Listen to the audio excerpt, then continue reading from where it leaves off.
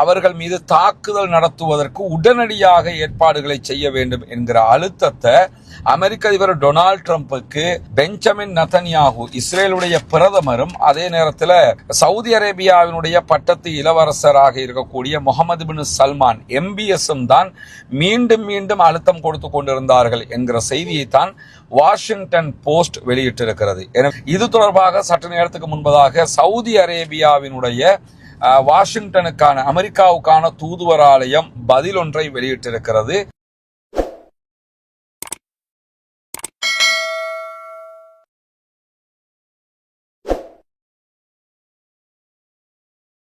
அஸ்ஸலாமு அலைக்கும் வரஹ்மத்துல்லாஹி வபரகாத்துஹு. அன்பிற்கினிய சகோதர சகோதரிகளை, நம் அனைவர் மீதும் ஏக இறைவனுடைய அமைதியும் கருணையும் உண்டாகட்டுமாக என்கிற உயரிய பிரார்த்தனைகளோடு சற்று நேரத்துக்கு முன்பதாக வெளியாகி இருக்கக்கூடிய ஒரு முக்கியமான செய்தி தொடர்பான தகவலைத்தான் உங்களோடு பகிர்ந்து கொள்ள இருக்கிறோம். நமக்கெல்லாம் தெரியும், ஈரானுக்கும் இஸ்ரேலுக்கும் இடையிலான யுத்தம் ஒரு மாபெரும் யுத்தமாக தற்போது தோற்றம் பெற்றிருக்கிறது. எல்லா பகுதிகளிலும் ஈரான் சுற்றி வளைத்து பதிலடி தாக்குதல்களை நடத்தி கொண்டிருக்கிறது. அதே நேரம் ஈரானுக்குள்ள இஸ்ரேலும் அமெரிக்காவும் கடுமையான தாக்குதல்களை நடத்தி கொண்டிருக்கிறார்கள். இப்படியான சூழல்ல வாஷிங்டன் போஸ்ட் வெளியிட்டிருக்கக்கூடிய ஒரு செய்தி தற்போது அரபுலகத்தையே பரபரப்புக்கு உள்ளாக்கி இருக்கிறது. அது என்ன செய்தி என்று சொன்னால், ஈரான் மீது தாக்குதல் நடத்துகிற திட்டத்தை பொறுத்தவரையில ஈரான் மீது பேச்சுவார்த்தைகளை நடத்தி கொண்டிருந்தது அமெரிக்கா. இந்த நிலையில ஈரானோடு ஒரு தாக்குதலை நடத்த வேண்டும், இல்லை என்று சொன்னால் ஈரானியர்கள் அணு ஆயுதத்தை தயாரித்து விடுவார்கள்.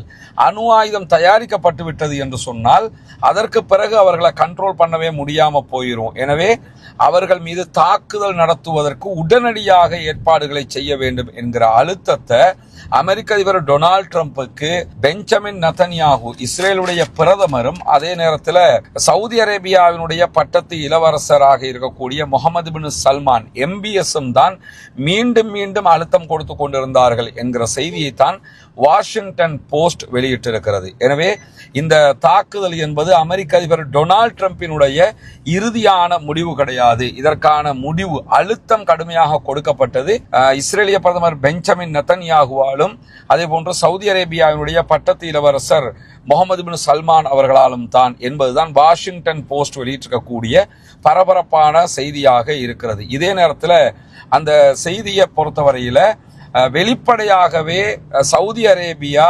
ஈரானுக்கும் அமெரிக்காவுக்கும் இடையில நடக்கக்கூடிய பேச்சுவார்த்தைகள்ல முழுவதுமாக ராஜதந்திர ரீதியிலான தீர்வுதான் காணப்பட வேண்டும் என்று சொன்னாலும் பிஹைண்ட் த சீன் உள்ரங்கமாக முழுவதுமாக அவர்கள் அமெரிக்க அதிபர் டொனால்ட் ட்ரம்பை தூண்டிக் கொண்டே இருந்தார்கள், அழுத்தம் கொடுத்து கொண்டே இருந்தார்கள். நீங்க இப்ப அட்டாக் பண்ணல என்று சொன்னா அவங்க தொடர்ந்து தயாரிச்சிருவாங்க, அணு ஆயுதத்தை தயாரிச்சதுக்கு பிறகு நீங்க அவங்களை தடுக்கவே முடியாது என்று சொல்லி மீண்டும் மீண்டும் அழுத்தம் கொடுத்தது சவுதி அரேபியாவும் இஸ்ரேலும் தான். எனவேதான் இந்த தாக்குதலுக்கு அமெரிக்க அதிபர் டொனால்ட் ட்ரம்ப் இணங்கி தற்போது யுத்தத்தை ஆரம்பித்திருக்கிறார் என்கிற செய்திகள் தான் வாஷிங்டன் போஸ்டினால் வெளியிடப்பட்டிருக்கிறது. இதே நேரத்தில் இது தொடர்பாக சற்று நேரத்துக்கு முன்பதாக சவுதி அரேபியாவினுடைய வாஷிங்டனுக்கான அமெரிக்காவுக்கான தூதுவராலயம் பதில் ஒன்றை வெளியிட்டிருக்கிறது. அமெரிக்காவுக்கான சவுதி அரேபியாவினுடைய தூதுவராலயத்தின் செய்தி தொடர்பாளராக செயல்பட்டு வரக்கூடிய ஃபஹத் நாசர் வெளியிட்டிருக்கக்கூடிய அறிவிப்புல இது தொடர்பாக அவர் சொல்லும் போது என்ன சொல்றாருன்னா, நாங்கள் எந்த இடத்திலும் அமெரிக்காவுக்கு அழுத்தம் கொடுக்கவில்லை, சவுதி அரேபியா எந்த அழுத்தத்தையும் கொடுக்கல, இந்த தாக்குதல் முழுக்க முழுக்க அமெரிக்காவினுடைய தாக்குதல்கள் தான். இதே நேரத்தில் நாங்கள் வெளிப்படையாகவே எங்களுடைய ஸ்டாண்டாக வைத்துக் கொண்டிருந்தது பேச்சுவார்த்தையின் ஊடாக இந்த பிரச்சனைக்கு முடிவு காண வேண்டும் என்பதுதானே தவிர சண்டை பிடிப்பது அல்ல. அதையும் தாண்டி சவுதி அரேபியாவினுடைய ஸ்டாண்டாக இன்னும் ஒன்றை சவுதி அரேபியா எடுத்திருந்தது என்னன்னா, அமெரிக்கா ஈரானை தாக்குவதற்கு சவுதி அரேபியாவினுடைய வான்பரப்பையோ அல்லது சவுதி அரேபியாவினுடைய தரையினுடைய பகுதிகளையோ பயன்படுத்தக்கூடாது என்பதுதான் எங்களுடைய ஸ்டாண்டாக இருந்தது அப்படின்னு சொல்லி இன்றைக்கு சவுதி அரேபியாவினுடைய வாஷிங்டனுக்கான அமெரிக்காவுக்கான தூதுவராலயம் செய்தியை மறுத்து செய்தி வெளியிட்டிருக்கிறது.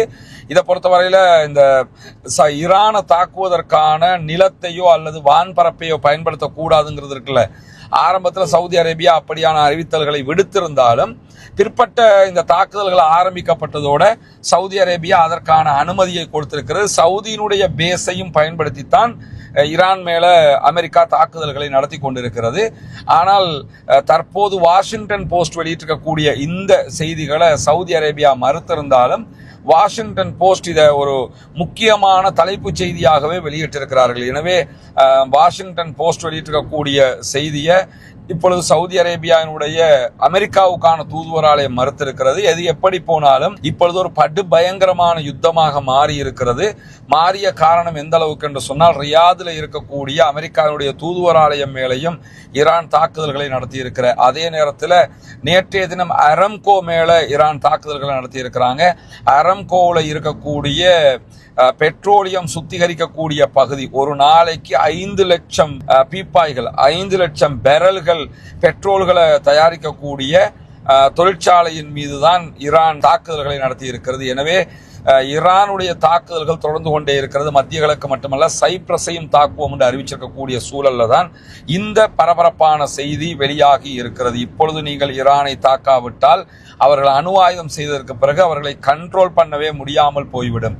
எனவே அவர்கள் மீது தாக்குதல்களை நடத்துங்கள் என்று ஈரானை தாக்குவதற்கு அமெரிக்காவை தூண்டியது சவுதி அரேபியாவும் அதே போன்று இஸ்ரேலும் தான் என்கிற செய்திகள் தான் இப்பொழுது சர்வதேச செய்தியாக மாறி இருக்கிறது.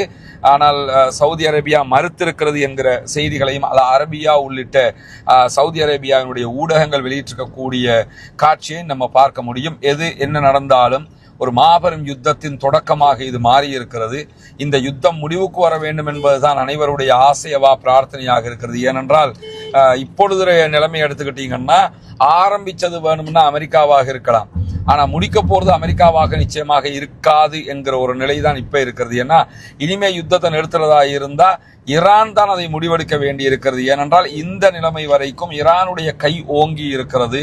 ஈரான் தான் டாப் லெவல்ல நின்று பதிலடி தாக்குதல்களை கொடுத்து கொண்டிருக்கிறார்கள் என்கிற காரணத்தினால தொடர்ந்தும் இந்த யுத்தம் இன்னும் ஒரு படி மேலே செல்ல போகிறது என்கிற நிலைகளும் உருவாகிறது. ஏன்னா ஹார்முஸ் பகுதிகளில் யாருமே கப்பல்கள் பயணிக்க கூடாது என்று திட்டவட்டமாக ஈரான் அறிவிச்சிட்டாங்க. எண்ணெய் டேங்கர்கள் மட்டுமல்ல, கப்பல்களை மாத்திரமல்ல, இனிமேல் எண்ணெய் பீப்பாய்கள், அதாவது எண்ணெய் பைப் லைன்கள் மேலையும் நாங்கள் தாக்குதல் நடத்துவோம் அப்படின்னு சொல்லியிருக்கிறாங்க. எனவே ஈரானுடைய தாக்குதல் உத்திகள் எல்லாம் ரொம்ப வித்தியாசமானதாகவும் திட்டமிடப்பட்டதாகவும் நாங்கள் நடத்திய தீர்வோம் என்கிற வெறி கொண்ட தாக்குதலாகவும் மாறி இருக்கிறது. இது மிகப்பெரிய பின்னடைவாக அமெரிக்காவுக்கும் அமெரிக்காவுடைய நேச நாடுகளுக்கும் தற்போது மாறி இருக்கிறது. உண்மையிலே சவுதி அரேபியா இப்படி ஒரு அழுத்தத்தை கொடுத்திருந்தால் அது மாபெரும் துரோகம் என்பதிலே எந்த மாற்று கருத்தும் கிடையாது. அதனால் இன்றைக்கு ஏற்பட்டிருக்கக்கூடிய விளைவை நம்ம பார்க்கிறோம். நூற்றுக்கணக்கான சகோதரர்கள் கொல்லப்படுகிற அநியாயமும் இதிலே நடந்தேறி வருகிறது. பொறுத்திருந்து பார்ப்போம் அடுத்தடுத்து என்னவெல்லாம் நடக்கிறது என்பதை. வருகிற செய்திகளை உடனுக்குடன் உங்களோடு பகிர்ந்து கொள்வதற்கு நாம் தயாராக இருக்கிறோம்.